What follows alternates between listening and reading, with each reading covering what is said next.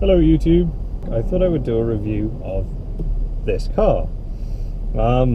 It is a 2016 Ford Focus SE, which is the car that I was originally given for a week, but I'm now driving for the next month because I can't buy a car in the United States until I have a license, and there are a number of hoops I have to jump through before I can get a license. So until then, I'm just doing a long-term lease of this. This is what it looks like from the outside. It's got, as you can see, it's very red with black wheels, which works remarkably well. I thought it would make it look really chavvy, but actually I think it looks really good.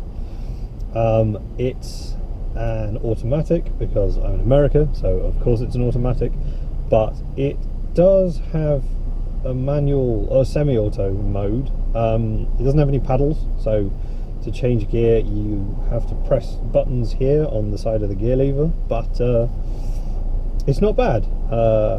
It's typically sort of mediocre level speed changing. It's not lightning fast, but it's definitely good enough to use as a replacement for a manual, and I've taken it up mountain roads and had some good fun with it in manual mode. So it's it works quite well in manual mode.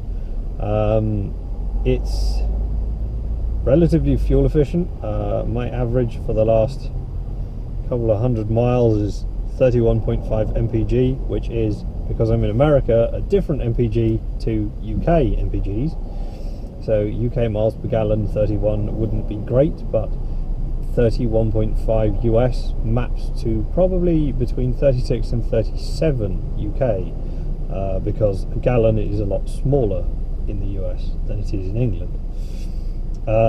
It's remarkably fun to drive, actually. I think it's a great car to drive, and it's very well equipped. So this is the SE model, which has radio with Sirius satellite integration. That's not activated in this car because it's a rental, but it's got Sirius, Bluetooth obviously, and you know, all of those kind of things. Reversing camera, rear parking sensors, automatic headlights. Doesn't have automatic wipers, which to be honest I'm kind of glad about, because every time I've ever driven a car with automatic wipers I've always wished that maybe there was a way of controlling them manually, so I quite like that this has manual wipers. It doesn't have climate control, but it does have just aircon. Lots of cubby holes all over the place, enormous amount of storage. So I went to IKEA and bought like half the furniture for my apartment, and put the rear seats down, and the whole car it swallowed all of the stuff that I'd bought, which was a lot of stuff. And then I had a plant in the front seat because that couldn't fit in the back, and it worked really well. There's a ton of space, and I reckon if you were sat in the back, you could easily fit 4 people in here in comfort. 5 people in here would probably be a bit of a squeeze, but you could do it. It's very comfortable to drive, it's very easy to drive. I never ever thought I would say this, but I'm very glad it's an automatic, because when you're stuck in traffic like this, having an auto makes life ever so much easier than having a manual. So there are advantages to having an automatic in America, which is that it deals with traffic with a lot less hassle and a lot less faff than a manual, and I'm not constantly clutching all the time to kind of make very slow progress. I can just kind of leave the car to do that itself, which is really nice. It's got pretty much everything you would expect from a modern Ford. So there's a nice little display here which has things like your current fuel economy, your average fuel economy, distance to empty, shows you whether your lights are on and stuff, which is quite nice with the automatic lights, because it gives you a little indication on the little picture of the car when your lights are on. And you can scroll through and see individual screens as well as just sort of all of them at once. Plus down here is a tiny little compass, which is remarkably nice actually. It's really interesting trying to use that instead of GPS to try and work out where you're going.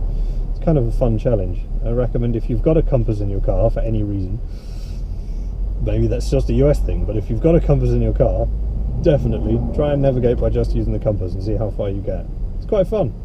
If this didn't have a semi-auto gearbox, I would be a lot less happy with it. Drive is okay, as you would expect, but I tend to find that drive likes to sort of shift gears all over the place, and then it puts me in the wrong gear for where I need to be with stuff. So I'm kind of better at preempting the road than drive is. Sport just tends to leave it in whatever gear it's in for way too long, so it kind of varies hugely. But for this sort of stuff, drive is fine, and like commuting into and out of work, drive is perfect.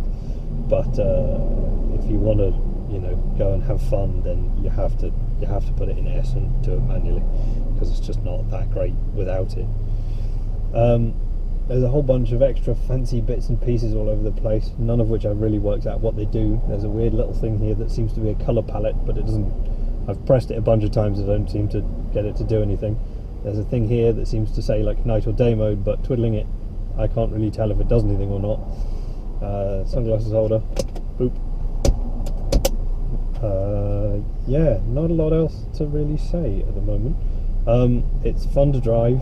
I've definitely enjoyed having it. I'm quite glad I've got it for another 2 weeks or so, because it's definitely an enjoyable car to drive, and it's a remarkably good car for the varied roads that you get in America. The stereotype is, of course, that you sit on long interstates like I'm doing now, but there are a lot of really fancy twisty roads around here in Oregon, and the scenery is fantastic. So there are definitely places you can take it where it gets out of the stereotypical American long straight roads for hundreds of miles, although those do exist, but there are definitely ways to get out of that kind of zone.